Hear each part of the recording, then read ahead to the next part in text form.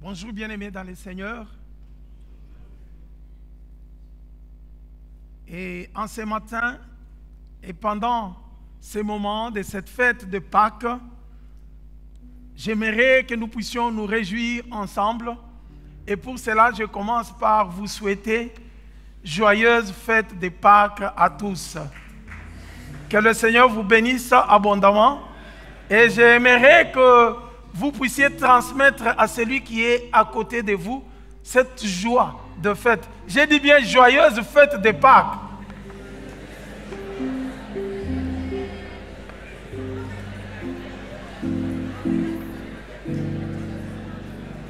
Oui, regarde celui qui est encore triste à côté de toi.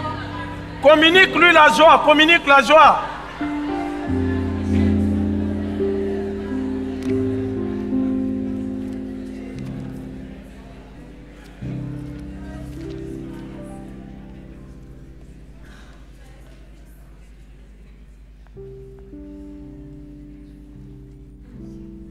Celui qui est triste aujourd'hui n'a pas encore compris le sens de cette fête de Pâques. C'est pourquoi j'ai forcé aux voisins afin qu'ils puissent leur communiquer la joie de cette fête. Nous allons comprendre pourquoi nous devons nous réjouir. Pendant la fête, on ne peut pas être triste. Nous ne pouvons pas être tristes pendant que nous sommes dans la joie. Quelle est cette joie qui peut nous rendre tristes? Je n'en vois pas. C'est le contraire. Et aujourd'hui devrait être un jour où nous célébrons le Seigneur, où nous rions, nous sommes dans la joie, nous nous souvenons de notre libération, de notre délivrance. Ce qui sera même la prédication de ce matin. Je vois les autres. Tous les anges crient sa tête. L'univers eut sa majesté. Et on est en train de forcer les autres. Chantons gloire et puissance, force et louange à l'agneau, à l'agneau. Ça, c'est quel agneau immolé?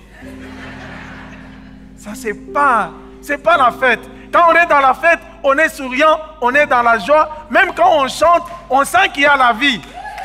Quand je regarde parmi nous, quand je nous regarde, je ne vois pas encore les gens de 80 ans parmi nous. Tout le monde est encore jeune. La jeunesse est caractérisée par la force, par la vigueur. Et quand la jeunesse est dans la joie, vous sentez que ça vibre. Amen. Vous m'avez beaucoup manqué pendant à peu près 2 mois. J'en profite pour vous transmettre les salutations de vos frères et sœurs qui sont à Kinshasa, là où j'étais allé donner cours à l'université. Et je vous transmets aussi les salutations des étudiants qui m'ont dit de saluer l'église de leur part. Je vous salue en leur nom et je vous dis que ce n'était pas facile pour moi. Je pensais toujours à l'église. Même si on s'est manqué, mais en esprit on était un. Je ne manquais pas chaque soir de prier pour la paroisse, de prier pour l'église. Vraiment, je vous dis merci puisque vos prières m'ont accompagné. Je suis allé et je suis revenu comme vous avez demandé au Seigneur. Nous bénissons le Seigneur qui est parti avec nous et qui nous a encore ramenés. Je vais vous dire que c'est un Dieu qui sait nous protéger. Permettez-moi de vous donner un petit témoignage montrant l'efficacité et la puissance de votre prière. Je devais monter au campus, j'avais cours à 8h30. je partais, on m'avait donné une Jeep Pajero, mais volant à droite, automatique. Et c'était ma première fois de conduire la voiture automatique volant à droite, alors que nous sommes du côté gauche. Je suis habitué à conduire à gauche. C'était un peu difficile, mais le Seigneur a fait qu'on s'adapte. Et à 8h30, j'ai monté pour donner cours. Arrivé à 5 minutes du campus, il y avait un peu d'embouteillage. J'avais freiné. Il y a les gros bus de transport public qui faisaient des manœuvres puisqu'il n'y avait pas... la route était étroite. Ils faisaient des manœuvres pour monter, aller ailleurs. Et moi, j'étais dans ma bande, je devais monter pour aller au campus. Le bus vient, il prend ma bande. Je me suis arrêté. Avec un policier devant, il lui montre de tourner. Comme le bus était long, plein de gens dedans, il va, la route s'achève, il ne peut pas tourner pour monter. Et il commence à faire marche arrière. Alors que moi, j'étais déjà engagé, je me suis arrêté. Les policiers qui étaient devant, qui montre au chauffeur du bus, gros bus, il lui montre de faire marche arrière. Lui devait faire marche arrière pour avoir encore de l'espace pour monter. J'ai klaxonné. Pendant qu'il faisait marche arrière, j'ai klaxonné pour qu'il ne continue pas à reculer. Et j'ai vu le policier qui était de l'autre côté du bus, qui ne me voyait pas très bien. Alors que j'étais arrêté, devant, il n'y avait pas moyen d'échapper puisqu'il y avait d'autres voitures qui venaient dans l'autre sens. Et je suis resté bloqué. Jusqu'au moment où le chauffeur du bus est venu, en reculant marche arrière, il a touché la portière là où j'étais assis. Il reculait, il a cogné la voiture. Et je suis resté là, en klaxonnant. Il ne bougeait pas. Et la voiture a eu un peu le choc, juste là où j'étais assis. J'étais stationné. J'ai dit, le diable, tu as menti. Moi, je dois encore servir le Seigneur au Maroc. Le gros bus ne peut rien me faire. Le Seigneur, tu me protèges. Et on a touché un peu la voiture. Il était touché. Mais le chauffeur a démarré. Et le policier est venu. Quand j'ai tonné sur lui, il me dit, mais c'est toi qui bloquais la route. Moi, j'ai dit, mais je suis sur ma bande. On a commencé à discuter. J'ai appelé un autre policier pour qu'on puisse suivre son cas. Et le bus est parti. Le deuxième jour, on est venu encore me frotter de l'autre côté de la porte. Pas quelqu'un d'autre. J'ai dit, non, non. Moi, je ne peux pas connaître l'accident ici. Rien ne peut m'arriver puisque je sais qu'au Maroc, il y a des gens qui continuent à prier pour moi. Le Seigneur gardera mon départ et mon arrivée. Amen. Je suis au milieu de vous sains et saufs et je suis dans la joie de partager la parole de Dieu avec vous. Amen. La fête de Pâques. Pourquoi nous devons fêter la Pâques? Aujourd'hui, nous allons parler un peu de cette fête. J'aimerais qu'on commence avec l'Ancien Testament dans les livres d'Exode, chapitre 12, versets 21 à 28.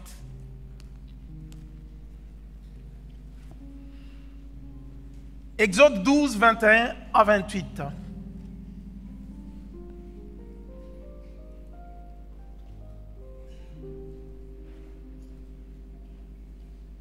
Moïse convoqua tous les anciens d'Israël et leur dit, allez vous procurer des agneaux et des chevreaux pour vos familles et égorgez-le pour la fête de la Pâque.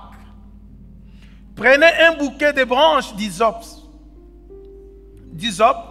trempez-le dans le récipient contenant le sang de la victime et mettez-en sur le deux montants et sur la poutre supérieure de la porte d'entrée.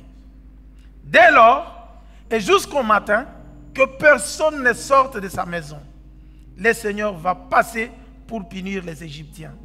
Mais lorsqu'il verra le sang sur les montants et sur la poutre, il passera sans permettre au fléau destructeur de pénétrer dans vos maisons. Vous et vos descendants, vous observerez toujours ces prescriptions.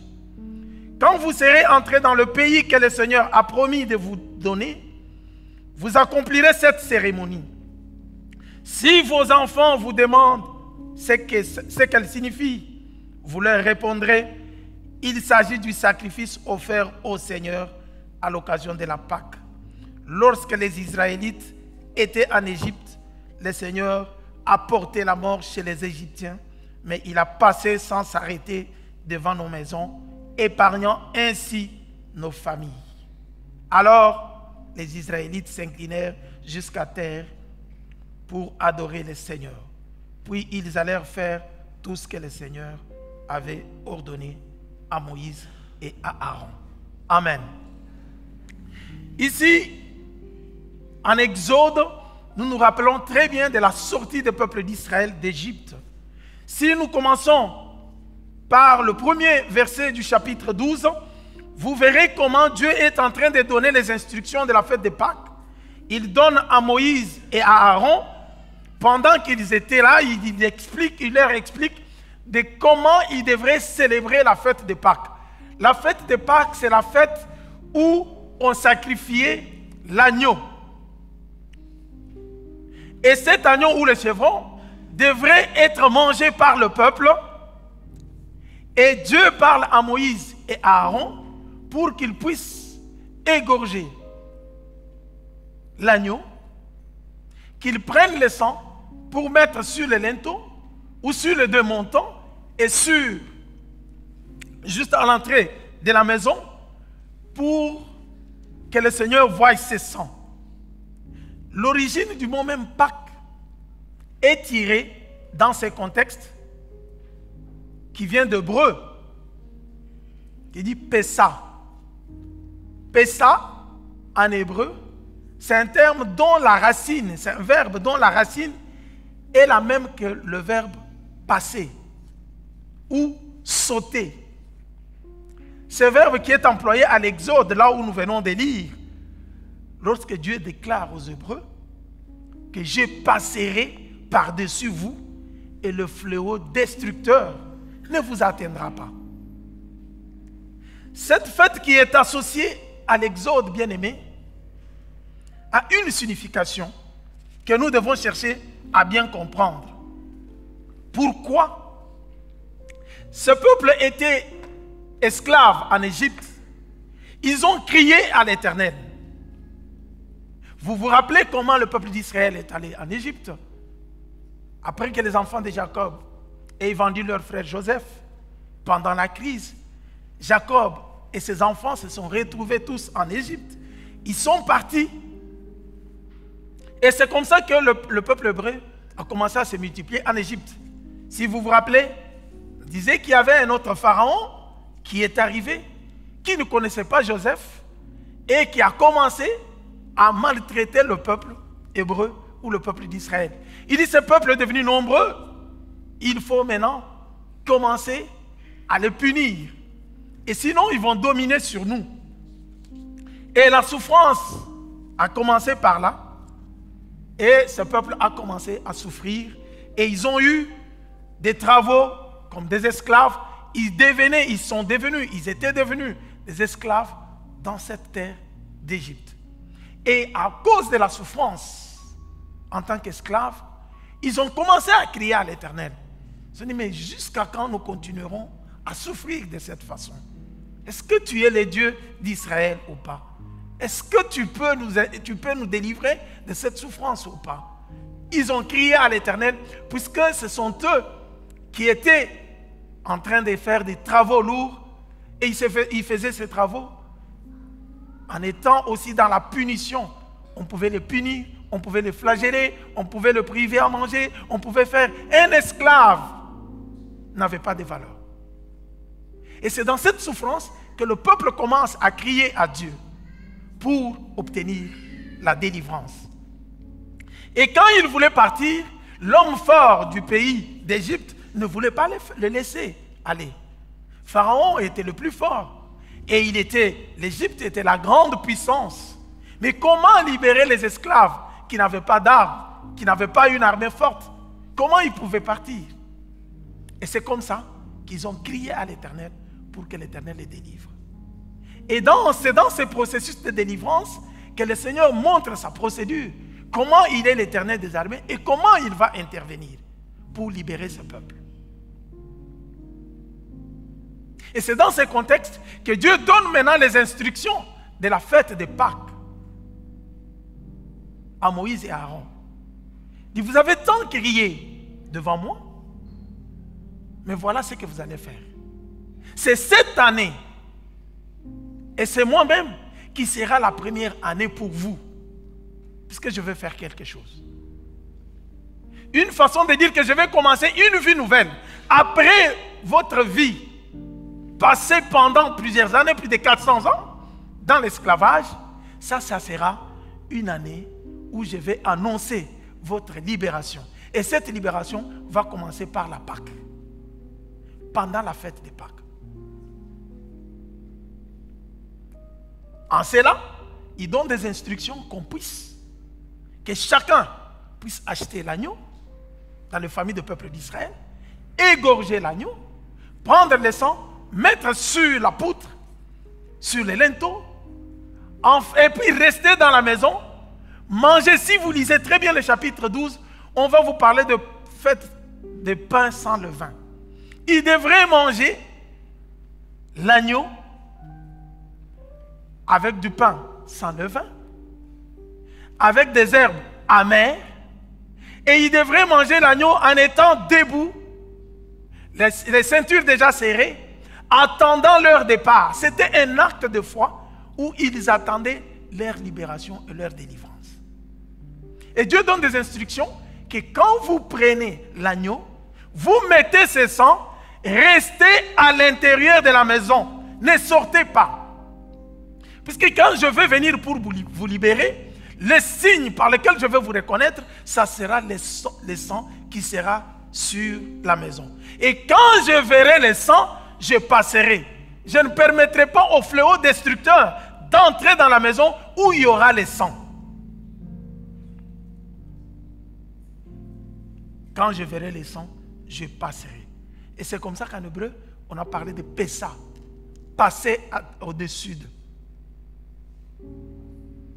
Et c'est de là qu'on a dit que c'est la fête de Pâques. Et le peuple a accepté cette instruction. Pourquoi seulement parler de l'agneau? Pourquoi on devrait tuer l'animal?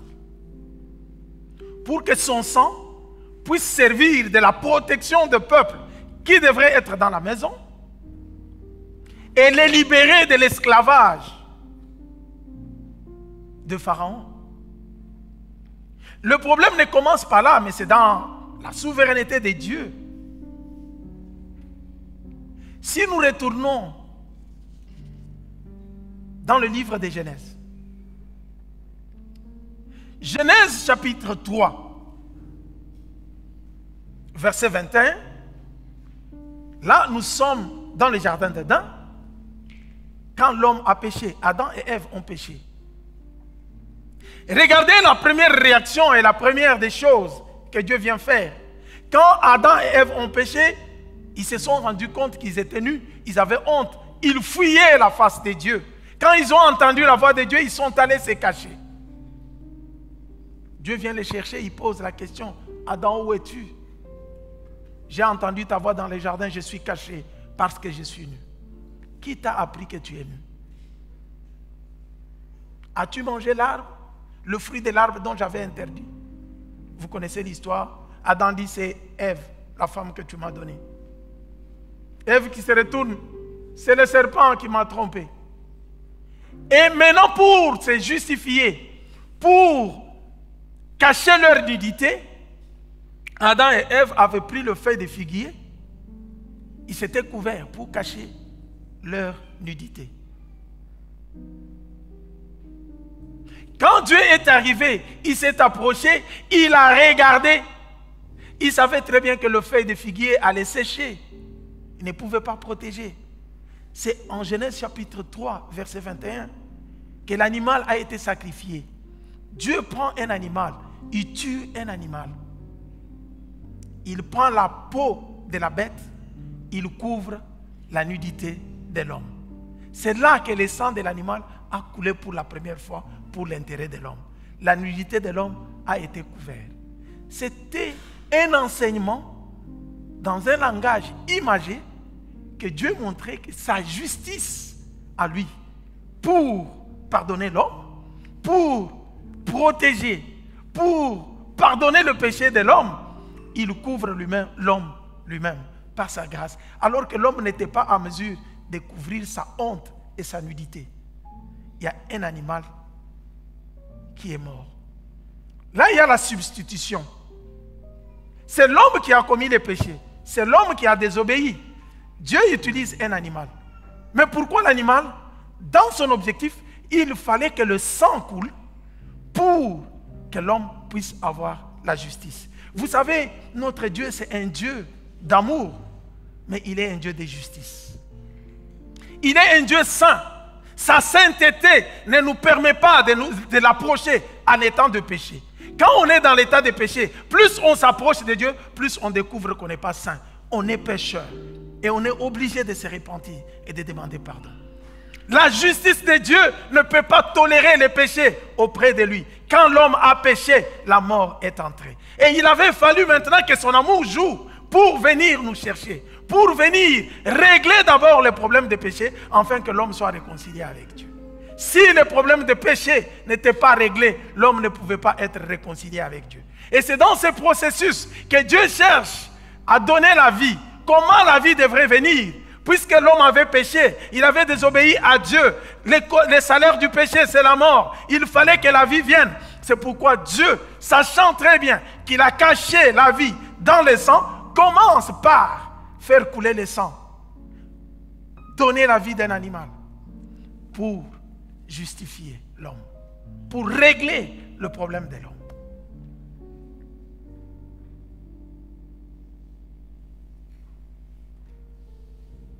Si Genèse nous parle de la mort d'un animal au début, pour couvrir la nudité de l'homme, mais en évoluant, Dieu vient maintenant nous donner. Quand il marche avec les gens, il cherche à le faire comprendre, à entrer dans leur société, à utiliser les langages que les hommes peuvent bien comprendre. Parce que Dieu veut toujours garder la relation avec nous. Dieu ne peut pas venir te parler dans la langue que tu ne connais pas. Dieu ne peut pas venir t'appeler un nom que tu ne connais pas. Il vient, il connaît ta famille. C'est lui qui t'avait envoyé dans cette famille. Il sait qu'on t'a donné le nom de tel. Quand il veut te parler, il t'appelle à ton nom dans ton identité. Amen. C'est pourquoi Jésus-Christ, quand il est venu, en tant que Dieu, s'il venait avec les langages divins, qui pouvait les comprendre? S'il venait en tant qu'esprit, qui pouvait les comprendre? Il avait fallu qu'il prenne le corps de l'homme. Il avait fallu qu'il vienne habiter dans l'homme. Il avait fallu qu'il vive la vie en tant qu'homme pour faire comprendre à l'homme la vie de Dieu. Amen. C'est pourquoi il prenait la place de l'homme. Il s'identifiait à l'homme. Et c'est pour cela qu'on appelait toujours le Fils de l'homme. Jésus-Christ est Dieu, mais aussi il est le Fils de l'homme. Amen. Dieu arrive maintenant dans un contexte où il trouve les éleveurs, les agriculteurs, les éleveurs, les gens dans la Méditerranée qui élèvent beaucoup de moutons. N'est-ce pas que nous avons la fête des moutons ici? Le long de la Méditerranée, c'est la culture.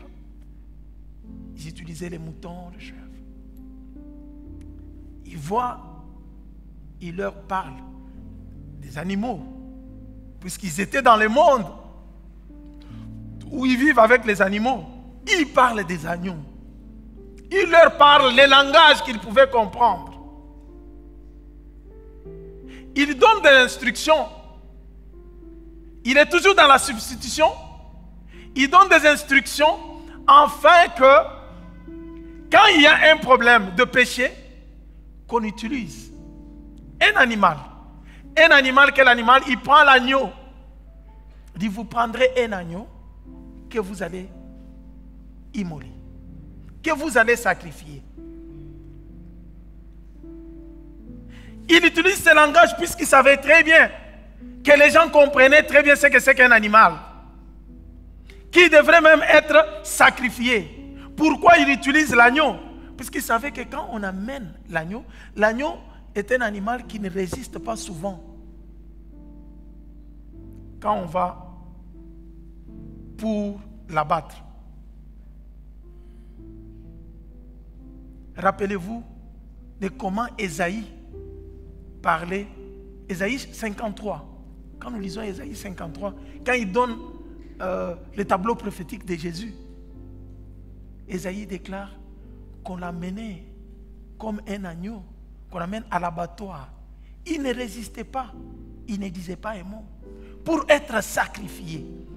Donc Dieu utilisait l'image de ce qu'ils utilisaient, ce qui était dans leur vie, ce qu'ils utilisaient couramment dans leur vie, pour faire passer le message, pour se faire comprendre. Jusque-là, dans l'ancienne alliance, Dieu était en train d'utiliser un animal pour régler le problème de péché de l'homme. Il dit à chaque fois que l'homme pouvait commettre le péché, l'animal devrait être sacrifié. Alléluia. Mais Dieu savait très bien que c'est lui qui a créé toutes choses. Il a créé la reproduction selon les espèces. Il sait que l'homme donne naissance à l'homme. Un lion donne naissance à un lion. Un léopard donne naissance à un léopard. Les poissons donnent naissance aux poissons. Dans la Genèse, c'est lui qui a créé, qui a dit que les poissons se multiplient, que les animaux se multiplient, que les herbes de champ se multiplient. Il savait qu'il n'y avait pas de substitution des espèces. Il savait que l'animal ne peut pas prendre la place de l'homme. Mais c'était un langage imagé. Dans ce contexte des éleveurs, il utilisait l'animal. Avec l'animal qui parle en Exode, il montre la délivrance du peuple à partir des sacrifices d'un agneau. Le sang de l'agneau sur l'entrée protégeait tous ceux qui étaient dans la maison, puisqu'ils étaient le peuple de Dieu, puisque c'était le peuple qui avait fait l'alliance avec Dieu. Et ce sang qui allait provoquer leur sortie. Pourquoi? Puisque tous ceux qui n'étaient pas protégés par le sang devraient être victimes. La colère de Dieu devrait les frapper. Mais tous ceux qui étaient couverts, qui étaient dans la maison, là où il y avait du sang, quand Dieu regardait le sang, il se rappelait qu'il y a la vie qui a été sacrifiée et qu'eux ne méritent pas la mort. Ils devraient être délivrés. Alléluia. Et c'est comme ça qu'il a épargné ce peuple avec l'agneau. Et le peuple d'Israël est sorti. C'est resté toute une histoire pour la délivrance de ce peuple, pour la libération de ce peuple. Il avait fallu qu'il y ait le sang d'un agneau, un agneau sans défaut qui devrait mourir, être sacrifié, afin que ce sang épargne le peuple d'Israël.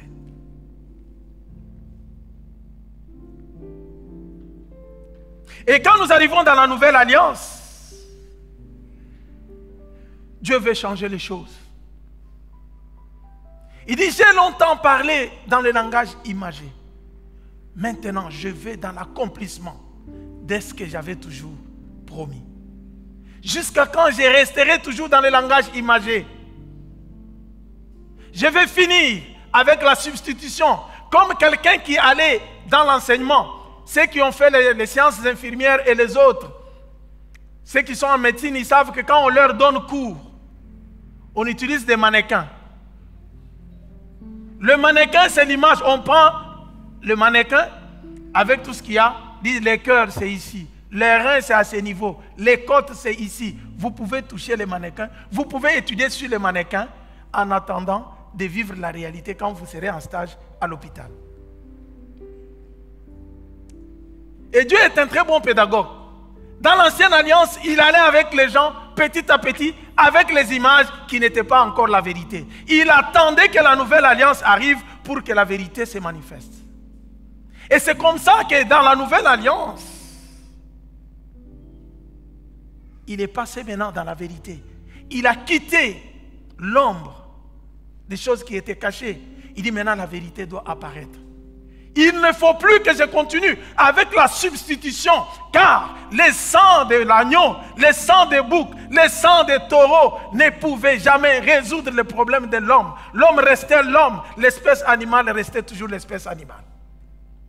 Et c'est pourquoi la Bible nous dit que les sangs des boucs et des taureaux pouvaient couvrir le péché. Ce qui est couvert, quand on vient ouvrir, on revoit encore ça. Le problème de péché n'était pas réellement et totalement résolu par Dieu. Quand on tuait les boucs, quand on tuait les taureaux, ce n'était pas l'espèce humaine. Et Dieu pouvait encore se souvenir, regarder et se souvenir qu'il avait commis tel péché et tel péché. Puisque ce péché était juste couvert. Quand on vient ouvrir, il regarde, il se souvient encore. Vous avez fait encore ça, vous avez fait encore ça. Son amour est allé dans son comble. Il dit maintenant, dans la nouvelle alliance, je veux finir avec la substitution. Les noms peuvent rester, mais je veux entrer dans la réalité et dans la vérité. Et c'est comme ça que dans la nouvelle alliance, il vient nous donner la vérité.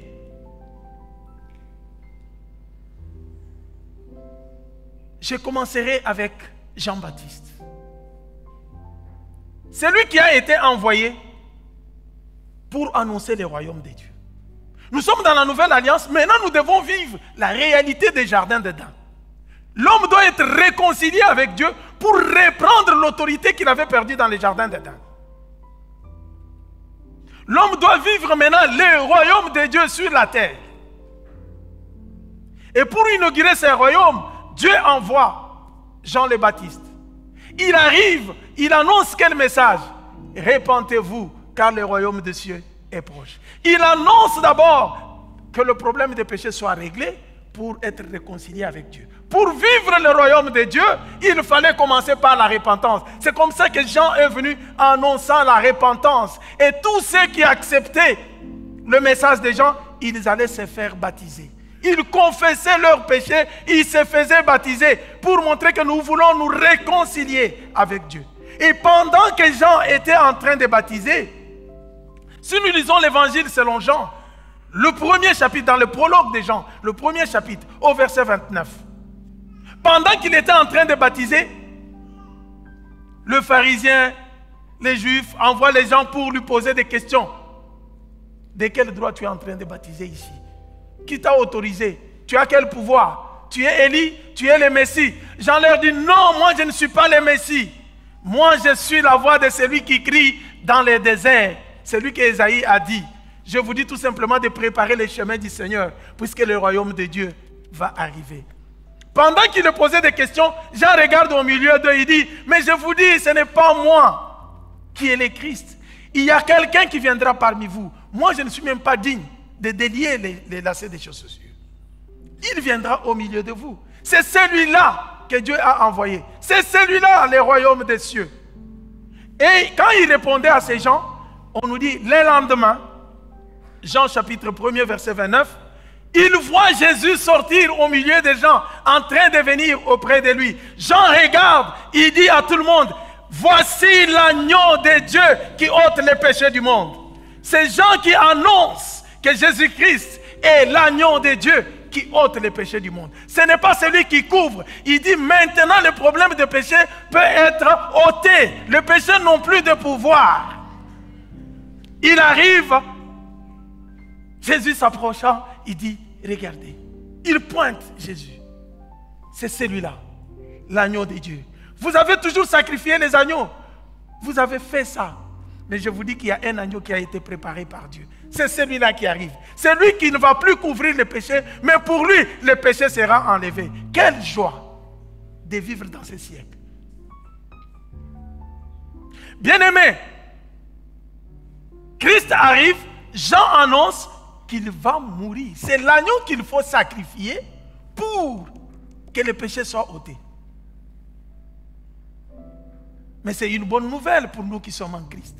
C'est pourquoi j'ai dit à celui qui était à côté de toi de te communiquer la joie. Puisque tu es dans la tristesse sans comprendre que le problème du péché a été réglé. Même si tu as été sorcière, il suffit que tu viennes à Christ, que tu lui dises je laisse ma sorcellerie. La sorcellerie est enlevée. Dieu te regarde maintenant comme son enfant. Tu as la faveur auprès de Dieu. Même si le monde peut t'accuser aujourd'hui, on connaît, c'est une femme prostituée, on l'a vu se prostituer, elle a 2, 4, 5 maris. Mais quand tu arrives auprès de Jésus, tu confesses tes péchés, le sang coule, ça enlève tous les péchés. Il est l'agneau de Dieu qui ôte les péchés du monde. Si dans l'ancien temps, le péché n'était pas ôté, Jésus est arrivé, il est mort, il a fait couler son sang pour que le péché soit ôté. Si vous ne comprenez pas ôter, je vais dire enlever.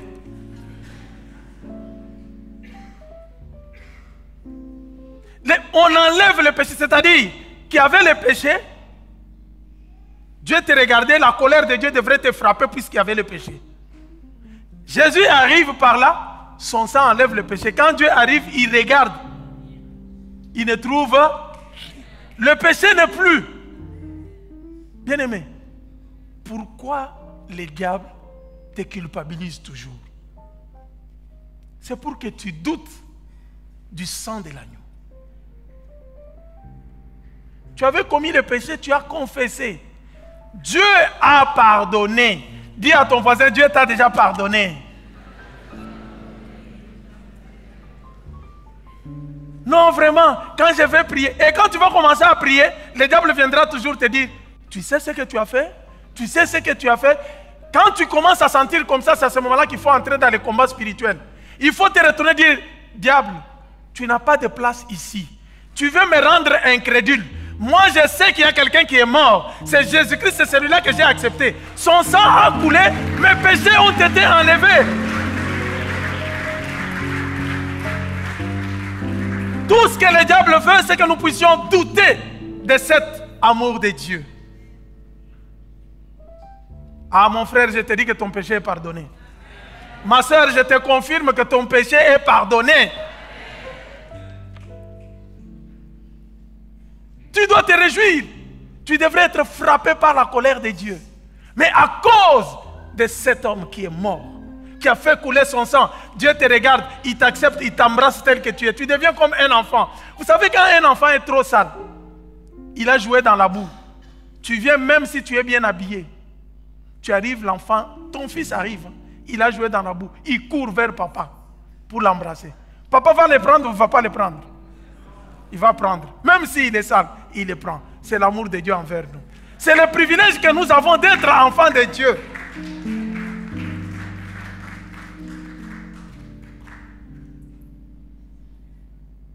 La Pâque, c'est la fête de la victoire sur le péché. La Pâque, c'est la fête de la victoire sur le péché. Vous connaissez les conséquences du péché, c'est quoi? La mort. Donc la Pâque, c'est la victoire sur le péché et sur la mort. C'est pourquoi le Seigneur, l'agneau de Dieu, on l'appelle l'agneau pascal. C'est lui le vrai agneau. Il arrive pour que le problème du péché soit réglé, que l'homme soit réconcilié avec Dieu. Que nous puissions reprendre l'autorité que le diable avait volée dans le jardin d'Éden. Que nous puissions vivre la vie éternelle, la vie en communion avec Dieu. Et c'est pour cela qu'en ce jour, c'est un jour où les chrétiens du monde entier doivent célébrer la victoire et sur le péché et sur la mort. Si tu as commis le péché, confesse, le Seigneur va te le pardonner. Si tu es menacé par la mort, parle comme Paul. Mort, où est ton aiguillon? Christ t'a vaincu. C'est ça la fête de Pâques. Nous devons nous réjouir pendant la Pâque. Nous devons connaître que c'est la fête même qui fait la victoire. Si Christ n'était pas mort et n'était pas ressuscité, on n'allait pas prêcher l'évangile. Aujourd'hui, vous aurez des gens qui vont commencer à vous dire, cette histoire de sang n'a pas de valeur. Qui vous parle de sang? Il y a l'évangile qui commence à circuler où on dit aux gens, vous invoquez trop le sang, vous êtes des sanguinaires, vous aimez les sangs. Est-ce que c'est nous qui avons dit à Dieu de mettre la vie dans le sang.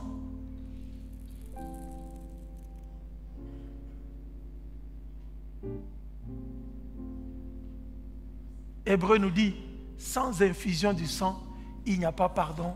Il n'y a pas le pardon des péchés.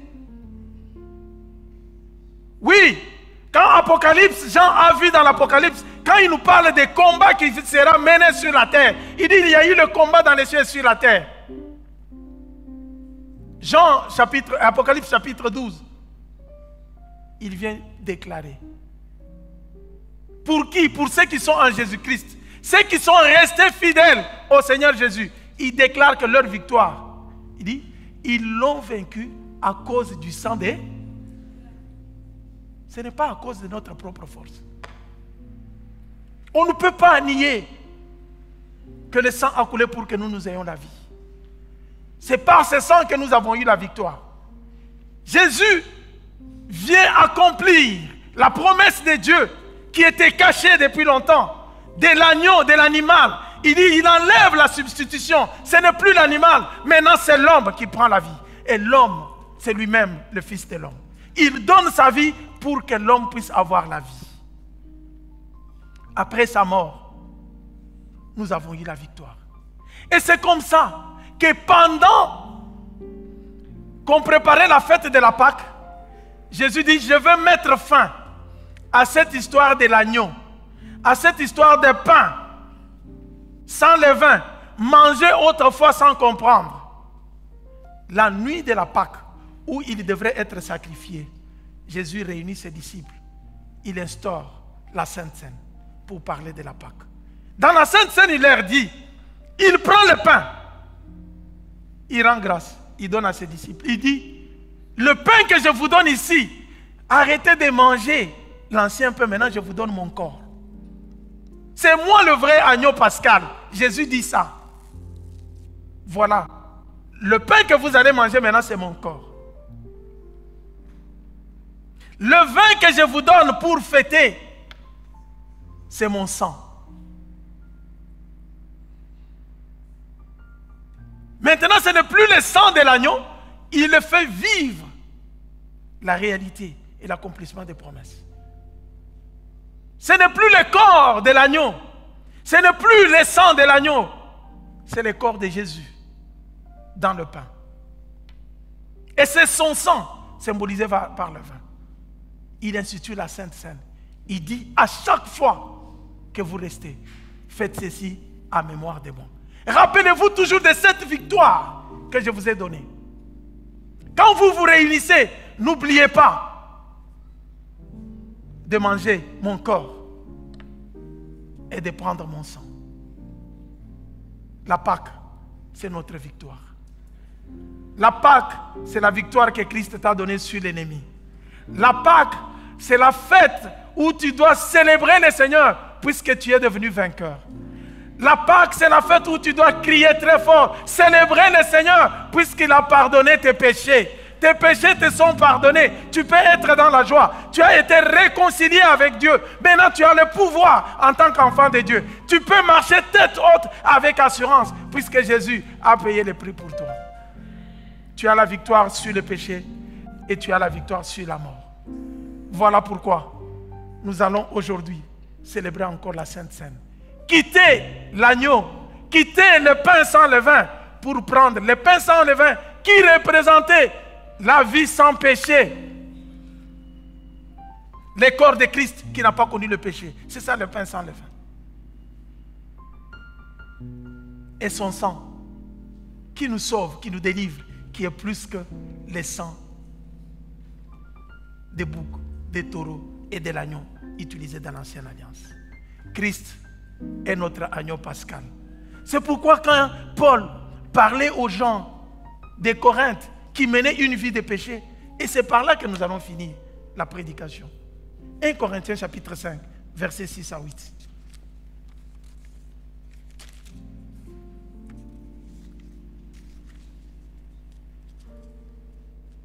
1 Corinthiens chapitre 5, versets 6 à 8.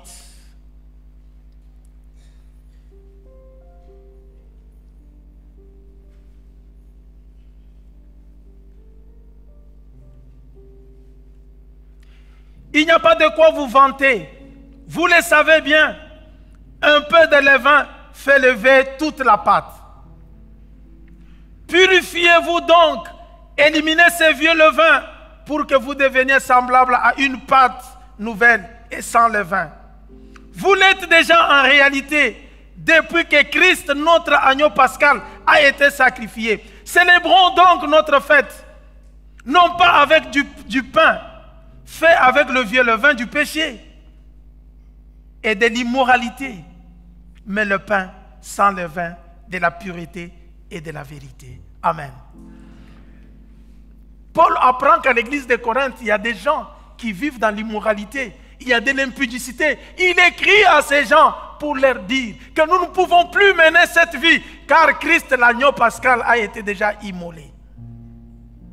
Nous devons célébrer Christ dans l'état de la pureté, dans la sanctification et non dans la vie du péché. Le péché ne doit plus avoir la place. Nous devons le laisser. Nous devons le confesser et mener une vie célébrer Christ dans la pureté et dans la vérité. C'est lui qui est l'agneau pascal, puisqu'il a été immolé. Si on célèbre Christ dans l'immoralité, dans l'état de péché, on continue à prendre le pain avec le vin. Mais la Pâque, c'est la fête de pain sans levain. C'est la fête des gens qui doivent être purs, qui doivent célébrer Christ, qui doivent vivre avec Christ, pour qui Christ est mort et il a pardonné leurs péchés. Alléluia. Alléluia. Il y a de quoi célébrons le Seigneur. Ce qu'il a fait, il nous a donné la victoire sur les péchés et il nous a donné la victoire sur la mort. Nous devons le célébrer avec la Sainte Seine, comme nous allons le voir. J'invite tous ceux qui ont été programmés pour la Sainte Seine, afin que nous puissions manger l'agneau pascal, prendre son corps et prendre son sang, ce qui nous donne la vie et la victoire sur la mort. Calvin, let's go.